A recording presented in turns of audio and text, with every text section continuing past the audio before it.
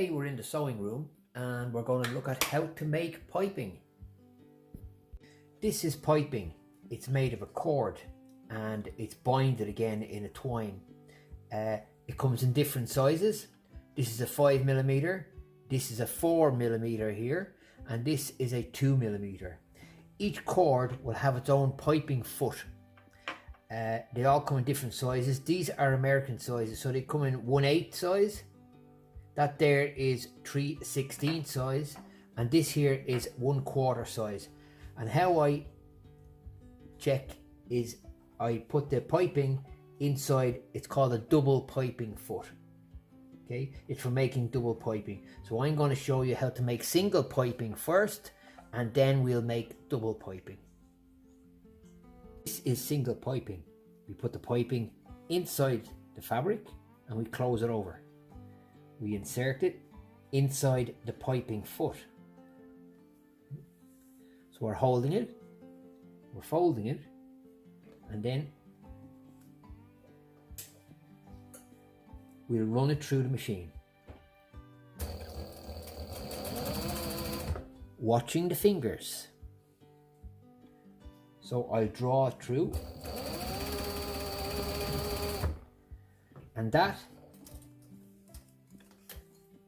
is how you do piping. See it?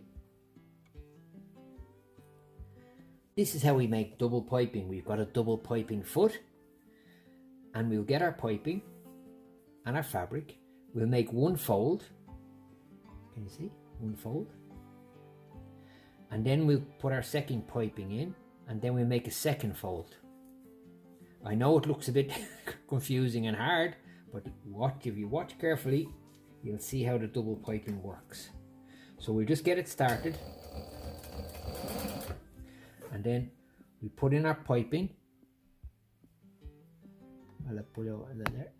We put in our piping there, and then we'll put in our second piping. We'll fold it over, we'll tighten it in, and then we'll put it through the machine. We do it again. Fold the fabric, put in our piping. So we have two pieces of piping inside the fabric, and we'll run along. And that's it. So look, we'll trim off the fabric off the back, and you'll see how it works then.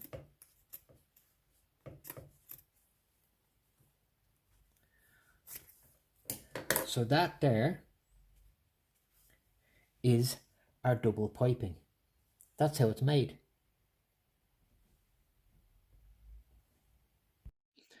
We're going to join two pieces of fabric together as if we were extending the fabric to make very long piping. So this is what we need to do.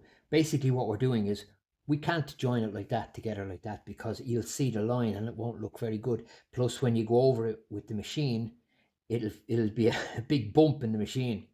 So what we do is we go from one corner here to the other corner here, and it spreads like this.